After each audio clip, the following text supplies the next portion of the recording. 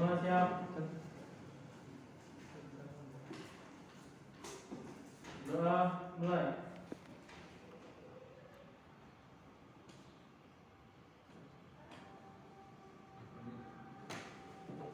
Doa selesai. Beri salam. Assalamualaikum warahmatullahi wabarakatuh. Waalaikumsalam warahmatullahi wabarakatuh. Apa kabar anak-anak? Saya semua? Alhamdulillah saya semua ya. Oke, sebelum kita mulai seperti biasa, kita tadarus Al-Quran terlebih dahulu ya. Kemarin sampai mana terakhir? Ayat kelima, berarti sekarang surat An-Naba ayat 6 sampai dengan 10. Silakan. 1, 2, 3.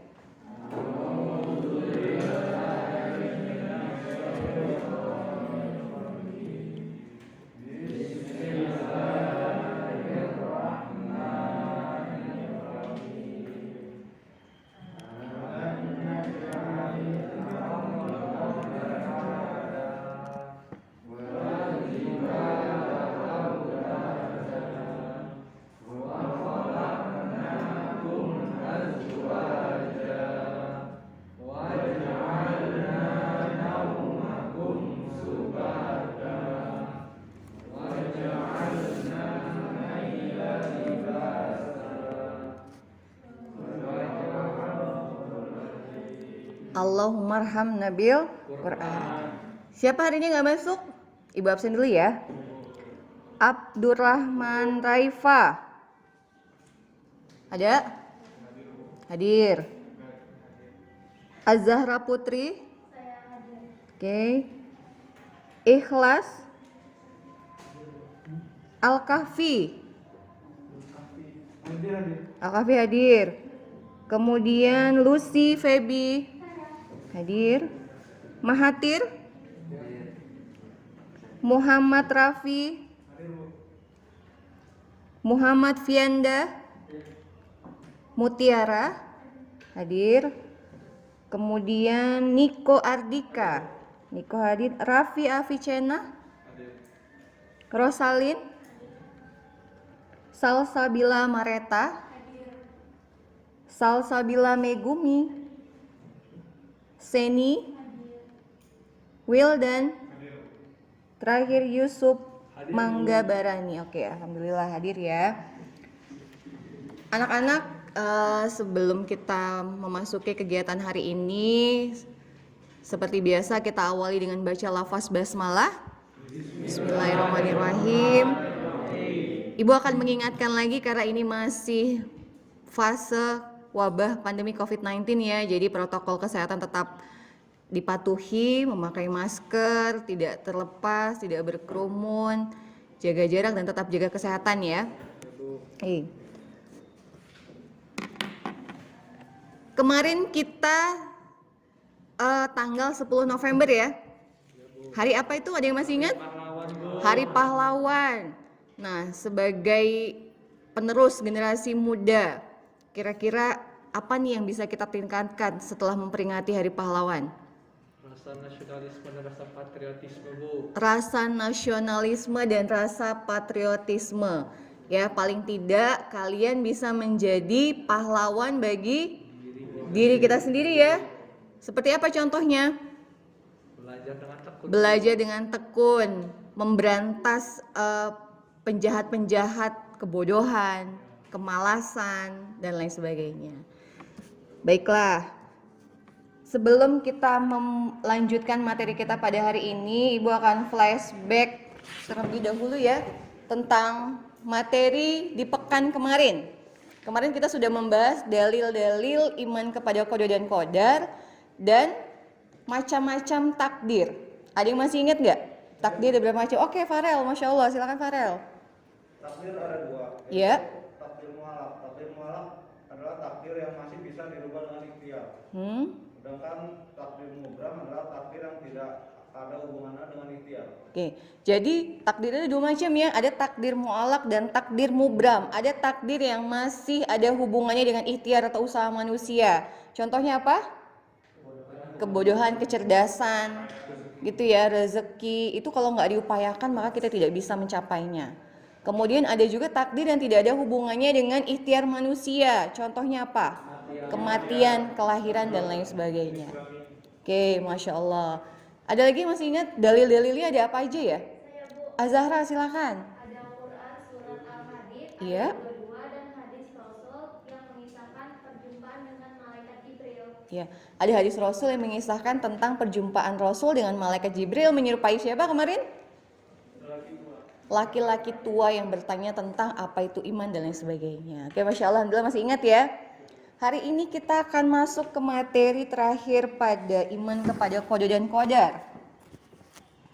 yaitu materinya hikmah beriman kepada qada dan qadar dan keterkaitan sikap optimis, ikhtiar, dan tawakal dengan beriman kepada qada dan qadar. Ini tujuan pembelajaran kita hari ini ya. Yang pertama, supaya kalian dapat bersikap optimis, berikhtiar, dan bertawakal sebagai implementasi beriman kepada qada dan qadar. Yang kedua, agar kalian dapat menyajikan paparan tentang makna, tanda-tanda, hikmah, dan manfaat beriman kepada qada dan qadar. Dan yang terakhir, supaya kalian dapat memahami keterkaitan antara beriman kepada qada dan qadar dengan sifat optimis, ikhtiar, dan tawakal.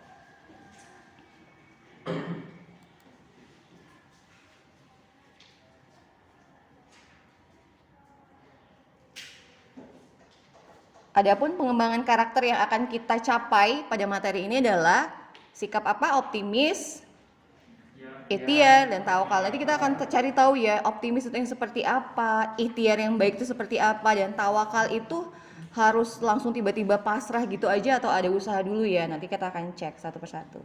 Sekarang silakan anak-anak mengamati gambar yang sudah Ibu tayangkan di slide di depan kalian. Apa di situ tertulis? Ikhtiar maksimal baru tawakal. Berarti kalau kita menginginkan sesuatu, jangan tiba-tiba saya pasrah dulu ya, tetapi berusaha terlebih dahulu baru berserah diri hasilnya kepada Allah Ta'ala.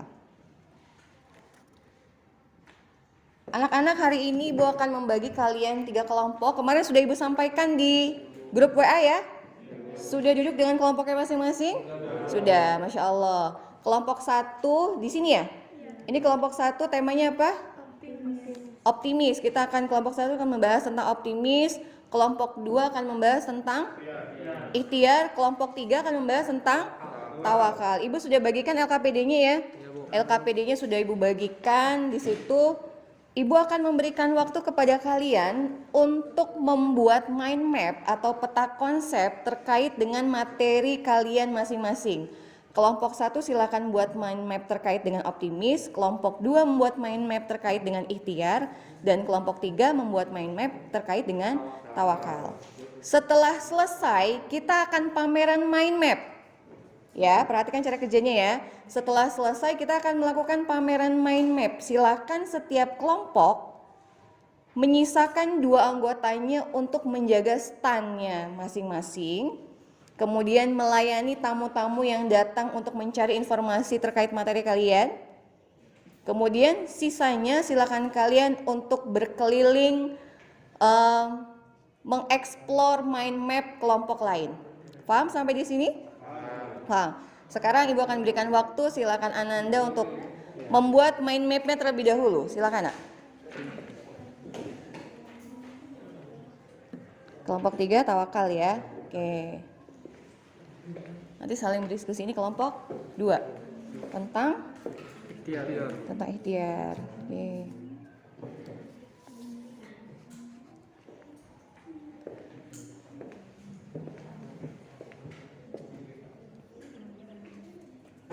Ya, oh bentuk-bentuk ikhtiar, Masya Allah.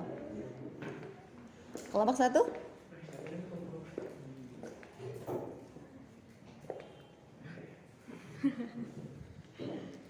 Optimis, ya betul sekali.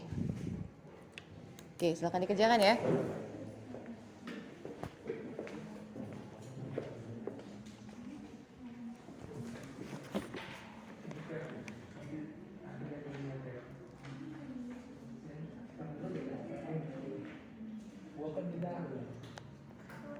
Kalau ada yang bingung boleh bertanya ya.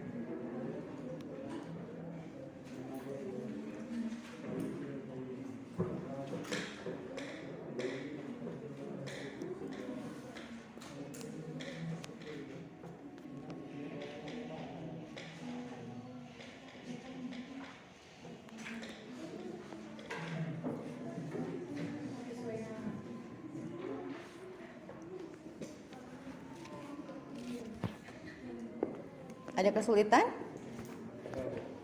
Jadi Terlalu bagus. Kamu bikin isu bisa. Iya.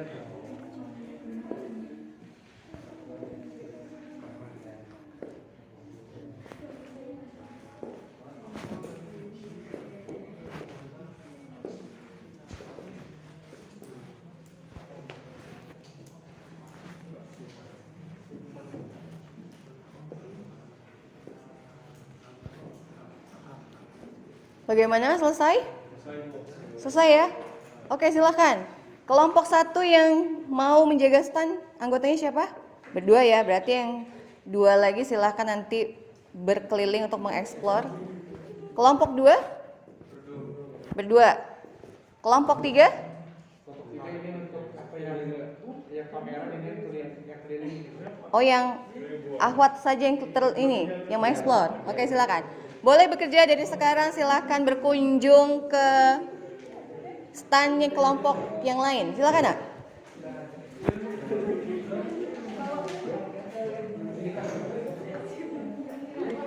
Boleh bawa alat tulisnya ya, kalau nanti ada yang mau dicatat materi atau informasi yang didapat dari kelompok lain, boleh. Silakan. Iya. Yang jaga stand silakan dilayani ya.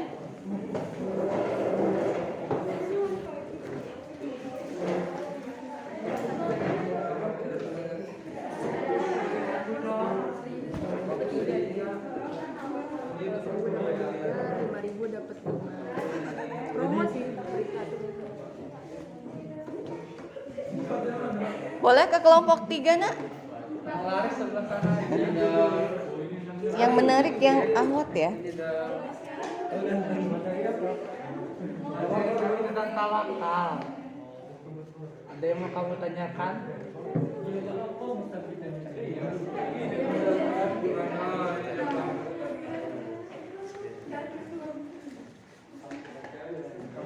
Tawakal itu artinya doa ya? Oh iya, yang ada bagian bentuk tubuh tawakal. Ini tadi kan apa tadi?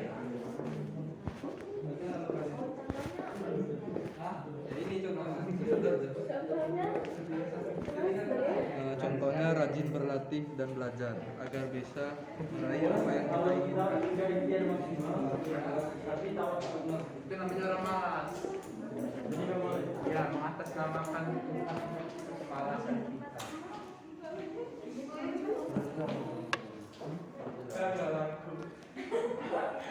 Kalau misalnya berusaha tanpa doa, itu orang yang sombong. Dia yakin dengan kemampuan dia tapi dia yakin kepada berusaha. Gimana kalau misalnya kita bertawakal kita pakai doa aja? Kita tawakal sama doa, tapi kita ikhtiar. Ada orang yang malas, dia malas sama kamu dan kemalasan ini. Itu loh. Biar masih memberitakan. Kan Allah sudah bilang dalam Arab dulu. Masih itu kan kalau di tempat kalau di shop masih. Ya kan? Kalau udah seperti gimana? Kalau udah seperti boleh kan? Kita apa? Tuh. Sambil bisa. Udah sampai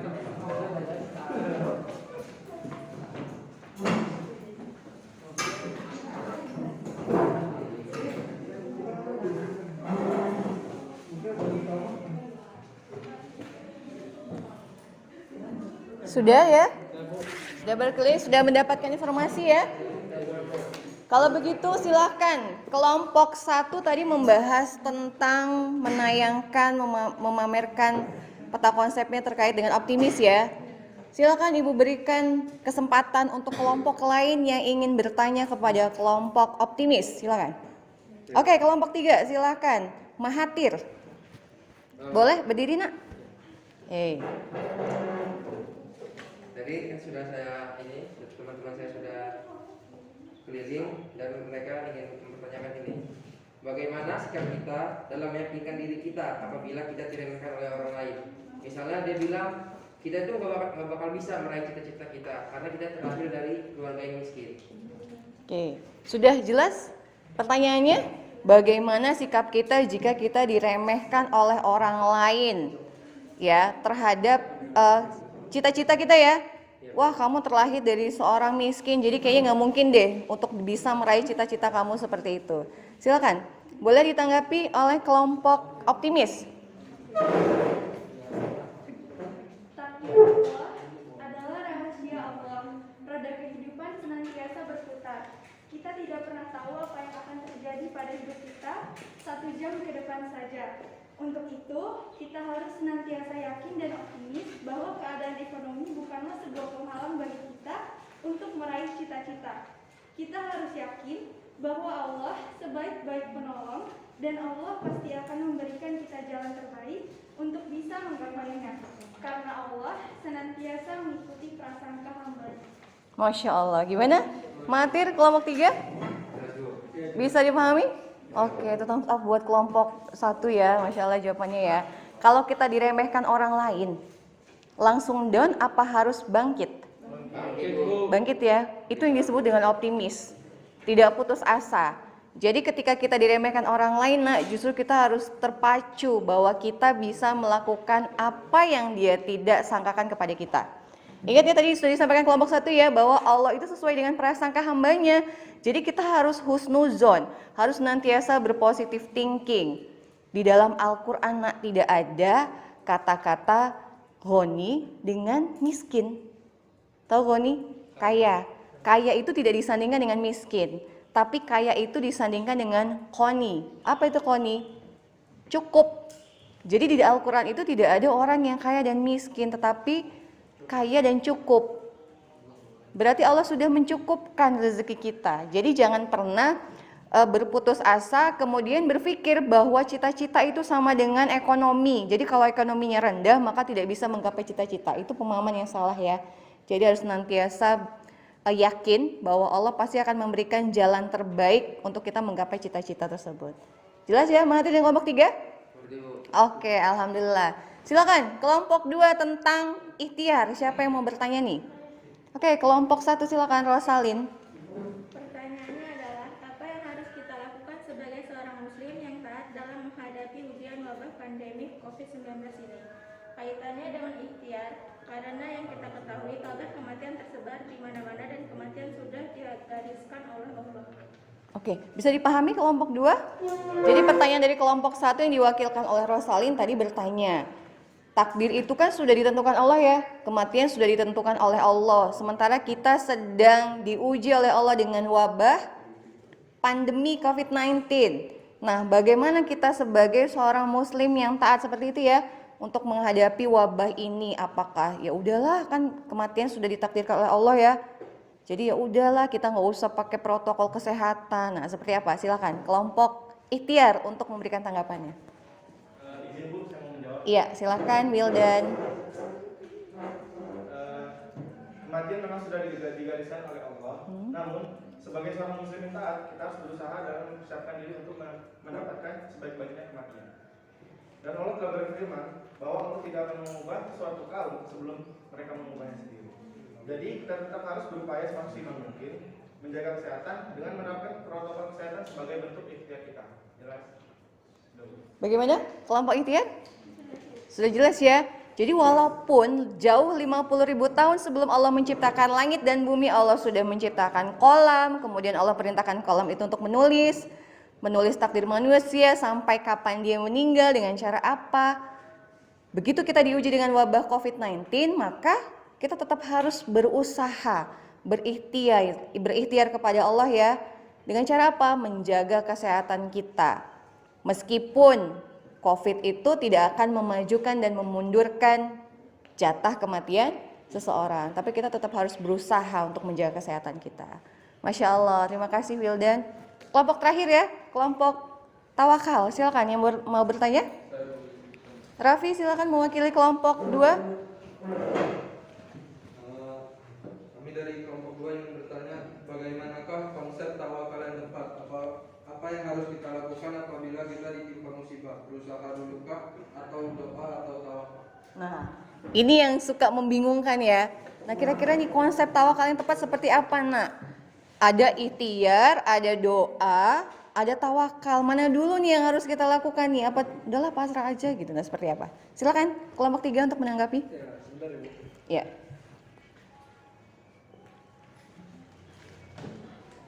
Kita kasih kesempatan kelompok 3 untuk berdiskusi sejenak ya.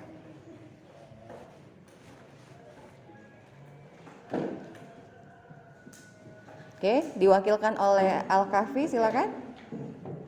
Terima kasih atas pertanyaannya dari kelompok 2. Izinkan saya menjawab. Tawakal itu adalah proses berserah diri pada Allah setelah semua proses amalan lain telah dilakukan secara optimal dan maksimal. Doa, ikhtiar, optimis, dan tawakal merupakan suatu sikap yang tidak dapat dipisahkan.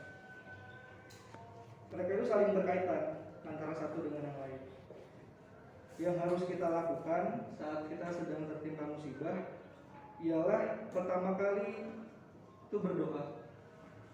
Karena Allah lah yang memberikan ujian, maka Allah juga yang akan menyiapkan solusi itu dari keluarnya. Yang kedua yaitu optimis. Kita tuh harus yakin bahwa Allah pasti akan memberikan kesabaran dan jalan keluar. Yang ketiga, ikhtiar.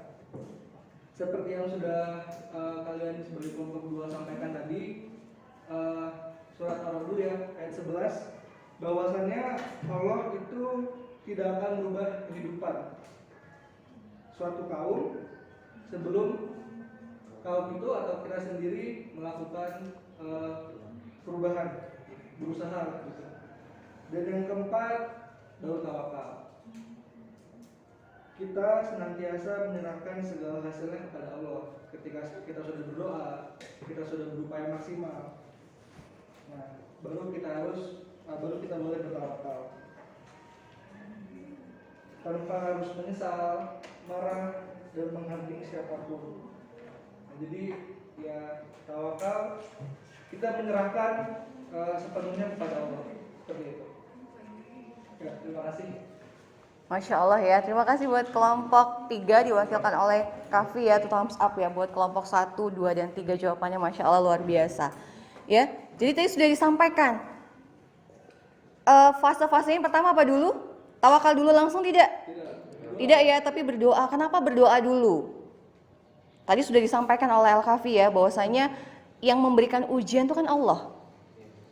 Kalau Allah memberikan ujian, pasti ada penyerta obatnya, yaitu solusi.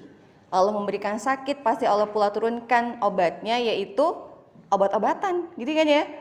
Maka pertama kali yang harus kita lakukan adalah meminta kepada Allah, curhat ke Allah, mengadu kepada Allah, memohon kepada Allah. Karena apa? Sebaik-baik pertolongan itu adalah pertolongan Allah.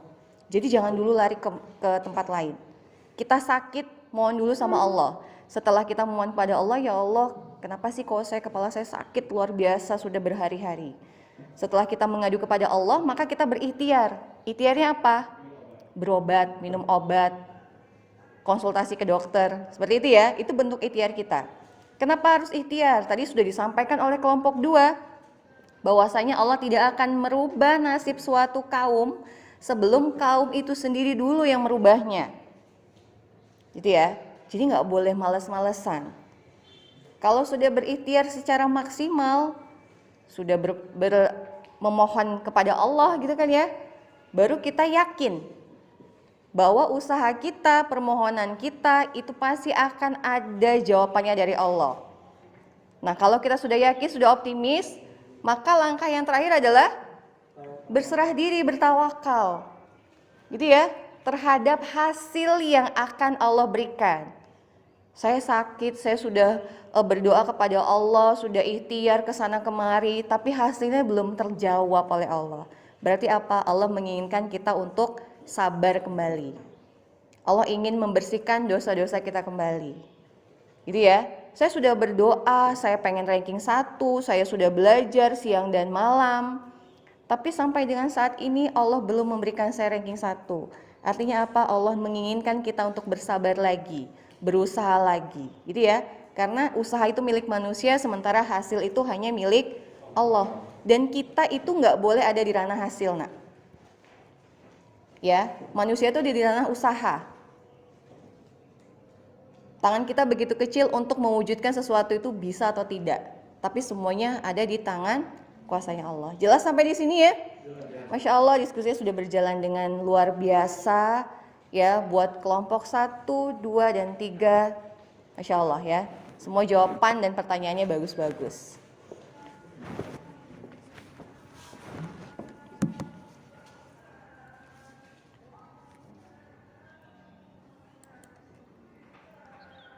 Coba sekarang kita perhatikan, kira-kira tadi optimis itu apa sih, nak? Dari kelompok 1 tadi optimis apa? Rasa keyakinan ya. Rasa keyakinan bahwasanya apa? Allah pasti akan memberikan yang terbaik buat manusia dengan jalan yang Allah berikan. Kadang-kadang ya, nak ya, solusi Allah itu di luar nalar manusia. Dan Allah biasanya memberikan solusi itu kalau kita sudah di penghujung detik-detik kita sudah menyerah. Itu Allah kasih solusi. Seperti itu ya. Ini ada dalilnya di surat Az-Zumar ayat 53. Boleh, nak, dibacakan? Yusuf? Kebaca nggak, nak? Kebaca. Bismillahirrahmanirrahim. Qul ya ibadiyalladzina asrafu ala anfusihim la taqnatu min rahmatillah. Innallaha yaghfiruz dzunuba jami'a innallaha huwal ghafurur rahim. Yang artinya, katakanlah hai hamba-hambaku yang melampaui batas terhadap diri mereka sendiri, janganlah kamu berputus asa dari rahmat Allah. Sesungguhnya Allah mengampuni dosa-dosa semuanya. Sesungguhnya Dialah yang Maha Pengampun, Maha Penyayang. Quran surah Az-Zumar ayat 53. Masya Allah ya. Jadi di sini Allah sudah memerintahkan kepada kita untuk tidak berputus asa dari rahmat. Tahu rahmat, kasih sayang Allah ya. Rahmat, kasih sayang Allah. Jadi kita nggak boleh berputus asa. Pasti ada jalan, pasti ada solusi, dan Allah sebaik-baik penulis skenario. Itu ya. Ini bentuk-bentuk optimis. Yang tadi mungkin Ibu lihat dari kelompok 1 juga tidak jauh berbeda dari yang Ibu tayangkan ya. Kemudian ikhtiar. Apa itu ikhtiar? Berusaha secara maksimal. Biasanya, nak, manusia itu memang dihadapkan oleh dua pilihan ya, positif dan negatif. Disitulah peran keimanan kita untuk memutuskan, saya pengen menggapai rezeki saya dengan jalan yang positif atau negatifkah? Yang haram atau halalkah? Yang cepat atau pelan tapi Allah berkah atau tidak? Gitu ya, pasti ada dua pilihan ya. Nih, dalilnya surat Al-Jumu'ah ayat 10, apabila sholat telah dilaksanakan maka bertebaranlah kamu di muka bumi. Carilah karunia Allah dan ingatlah Allah sebanyak-banyak agar kamu beruntung. Jadi kalau sudah nanti, ini hari Jumat ya, Masya Allah ya, sudah menunaikan sholat Jumat, Allah perintahkan kita untuk kembali ya, menebari ke muka bumi ini untuk mencari rezeki kita. Yang berdagang-berdagang, yang bekerja lagi bekerja, dan sebagainya. Ini juga bentuk-bentuk ikhtiar ya, giat bekerja, disiplin dan tanggung jawab, dan lain sebagainya.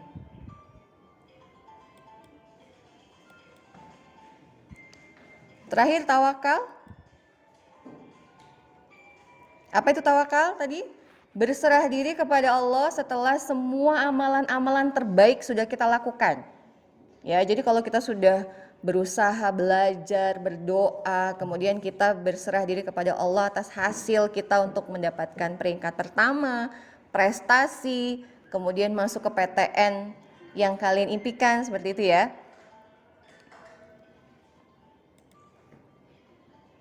Dalilnya surat Ali Imran ayat 159. Ini sudah kita bahas di awal semester ya. Ya, bahwa Allah perintahkan kita untuk bertawakal di situ. Iya, innallaha yuhibbul mutawakkilin. Allah itu menyukai, mencintai orang-orang yang senantiasa berserah diri atau bertawakal kepada Allah.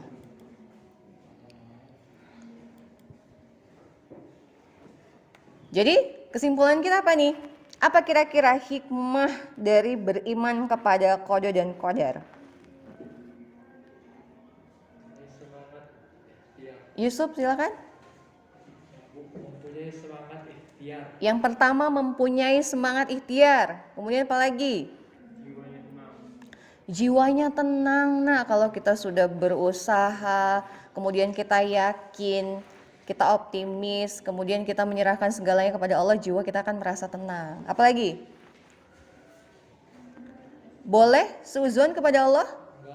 Tidak, tetap husnuzon kepada Allah. Bahwasanya setiap apa yang Allah berikan kepada manusia pasti ada hikmahnya ya. Pasti ada maksud yang Allah ingin berikan kepada kita, maksud yang terbaik.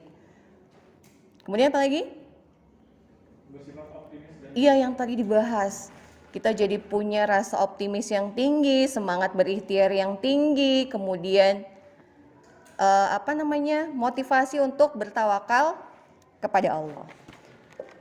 Baiklah anak-anak, di LKPD sudah Ibu bagikan tuh ada evaluasi ya, tapi sebelum kita kerjakan evaluasi hari ini, Ibu akan membahas lebih dahulu evaluasi pekan yang lalu. Ya. Sudah dibagikan semua ya evaluasi pekan lalu ya. Kita koreksi bersama, ada 2 soal di pekan lalu. Silakan yang mau jawab nomor 1 siapa? Yusuf silakan nak. Boleh berdiri juga boleh. Saya bacakan soal dulu ya. Iya. 1. Perhatikanlah ayat Al-Quran berikut ini. Ma asaba min musibatin fil ardi wala fi anfusikum illa fi kitabi man qabla an nabraha. Inna dzalika 'ala Allahi yasir. Tafsirkanlah isi kandungan ayat di atas. Jawab, segala suatu apapun yang terjadi di muka bumi ini, ada yang terjadi pada diri manusia, melainkan telah tertulis dalam kitab Lauhul Mahfuz sebelum Allah menciptakan manusia, langit dan bumi itu sendiri. Karena semuanya amat mudah bagi Allah, tidak ada yang serba kebetulan karena semua telah tercatat oleh Allah. Oke, Masya Allah. Benar ya jawabannya ya? Yang kira-kira mirip atau serupa dengan jawabannya Yusuf, boleh. Poinnya 50 poin. Oke, nomor 2. Fianda silakan. Nomor 2. Perhatikan pernyataan berikut. Manusia terakhir dengan fungsinya sebagai al-musayyar, yaitu makhluk yang menjalankan ketetapan atau takdir Allah sesuai dengan kehendaknya tanpa dapat menimbang dan memilih ketetapan itu. Termasuk salah satunya ialah takdir ketentuan akan jenis kelamin yang kita miliki. Kalian tentu pernah mendengar seseorang yang memiliki alat kelamin tapi berperilaku seperti perempuan. Kemudian orang tersebut menjalani proses operasi ganti kelamin. Buatlah analisis hukum terhadap masalah tersebut ditinjau dari sudut pandang keimanan kepada takdir Allah Subhanahu wa taala. Jawabannya, ketentuan jenis kelamin jelas merupakan ketetapan takdir Allah yang tidak bisa dirubah kembali, karena hanya Allah lah yang mengetahui hikmah di balik ketetapan itu. Dan sebagai seorang hamba, tentunya kita harus merasa yakin bahwa Allah lah sebaik-baik penulis skenario kehidupan manusia, sehingga menerima dengan senang hati akan ketetapan Allah merupakan suatu amal yang harus kita lakukan, dan merubah takdir atau ketetapan tersebut merupakan dosa besar bagi kita. Oke, Masya Allah. Sudah bisa dipahami? Kalau yang agak mirip-mirip sama dikasih poin 50 ya. Oke, totalnya 100. Kalau sudah, boleh disingkirkan dulu di pinggir. Dilanjutkan evaluasi yang hari ini nak. Dan penilaian diri yang ada di LKPD kalian, tolong kalian checklist ya. Penilaian diri hari ini silakan dikerjakan. Mana Mahathir? Bisa ya?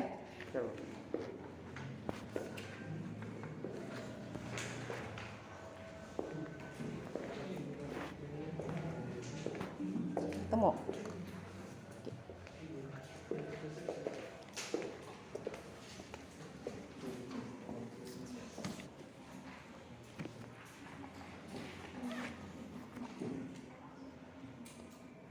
Oke, yang sudah nanti boleh dikumpulkan. Sudah semua ya? Oke, dipinggirkan dulu, nanti pada saat kita selesai sekalian jalan pulang nanti kumpulkan ke meja ibu. Alhamdulillah kegiatan hari ini sudah selesai. Sebelum kita tutup, kita simpulkan dulu sedikit ya. Kira-kira apa sih materi kita hari ini, Nak? Ada yang mau mencoba menyimpulkan? Jadi kira-kira optimis, ikhtiar, tawakal itu penting tidak? Penting. Hubungannya dengan takdir apa? Hubungan dengan takdir, mungkin hubungan dengan ilmu alam yang bisa diubah. Oke, Piandes. Kalau takdir malam sebenarnya kebodohan kan bisa diubah.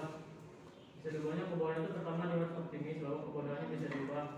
Terus dia berikhtiar dengan belajar dengan giat sehingga kebodohannya berubah menjadi kepintaran. Lalu serahkan hasil dari ikhtiarnya kepada Allah dengan bertawakal supaya kecerdasan ini bisa bertahan lama, karena ilmu kalau tidak bertawakal kepada Allah ilmu bisa hilang. Masya Allah, benar sekali ya. Jadi ilmu itu liar juga, nah, jadi harus diikat dengan pena, harus diikat dengan kebarokahan dan lain sebagainya. Baiklah anak-anak, marilah kita tutup kegiatan hari ini dengan sama-sama baca lafaz hamdalah. Alhamdulillahirabbil alamin. Tolong bersiap-siap, pekan depan kita akan melakukan penilaian harian ya tentang iman kepada qada dan qadar, dipersiapkan. Kita tutup kegiatan hari ini dengan membaca doa kafaratul majelis. Subhanakallahumma wa bihamdika asyhadu alla ilaha illa anta astaghfiruka wa atubu ilaik. Assalamualaikum warahmatullahi wabarakatuh.